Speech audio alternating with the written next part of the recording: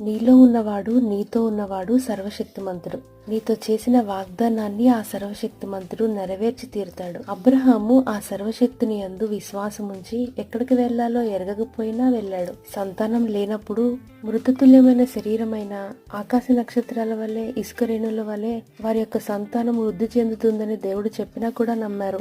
లోకరక్షకుని లోకానికి తేవడానికి కన్యక గర్భవతి అవుతుందని చెప్పినా కూడా సర్వశక్తిమంతుడు ఏమైనా చేయగలడని నమ్మేసింది. అవమానం వస్తుంది, రాళ్లతో కొట్టి చంపే పరిస్థితి వస్తుంది, అయినా కూడా సర్వశక్తిమంతుడు చూసుకుంటాడులే అని ఈ మాట చొప్పున నాకు కలుగును కాక అని ధన్యురాలయ్యింది.